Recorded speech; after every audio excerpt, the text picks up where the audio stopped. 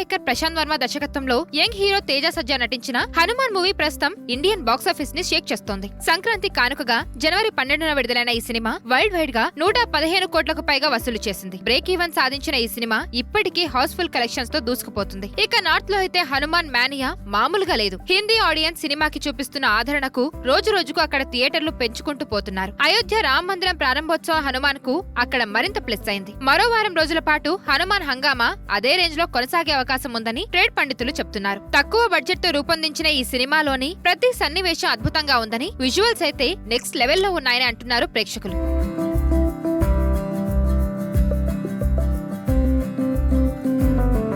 ఇదిలా ఉంటే ఈ సంక్రాంతికి మొత్తం 4 సినిమాలు రిలీజ్ అయితే అందులో Hanuman Tollywood all time Sankranti record grosser గా దూసుకుపోతుంది. ప్రతి సంవత్సరం సంక్రాంతి సీజన్ లో రిలీజ్ అయిన సినిమాలు అన్నిటిలో ఇప్పటి వరకు అల్లు అర్జున్ అలా వైకుంఠపురంలో వరల్డ్ వైడ్ గా 260 కోట్లకు పైగా గ్రాస్ అందుకొని సంక్రాంతి సీజన్ లో అత్యధిక వసూలు సాధించిన సినిమాగా సరికొత్త బెంచ్ మార్క్ క్రియేట్ చేసింది. ఇప్పుడు ఈ రికార్డును బ్రేక్ చేసి ఇతర భాషల సాయంతో సంక్రాంతికి హైయెస్ట్ గ్రాఫర్ గా నిలిచే దిశగా హనుమాన్ మూవీ పరుగులు పెడుతుంది. హనుమాన్ అన్ని లాంగ్వేజెస్ లో కలిపి ఫస్ట్ వీకెండ్ లో 140 కోట్ల గ్రాస్ రాబట్టింది. ఇక సెకండ్ వీక్ లోనూ భారీ కలెక్షన్ వస్తుండటంతో ఖచ్చితంగా ఈ సినిమా ఫుల్ రన్ లో సుమారు 275 కోట్ల గ్రాస్ వసూలు చేస్తుందని ట్రేడ్ పండితులు అంచనా వేస్తున్నారు.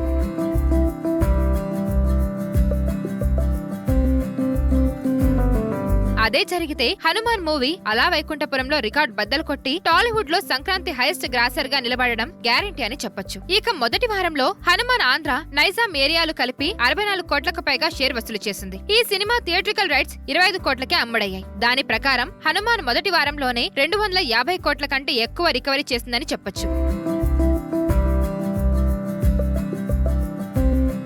మరిన్ని వీడియోస్ కోసం ఛానల్ ని సబ్స్క్రైబ్ చేయండి. లేటెస్ట్ అప్డేట్స్ కోసం వాట్సాప్ ఛానల్ ని ఫాలో చేయండి. అండ్ లింక్ డిస్క్రిప్షన్ లో ఉంది.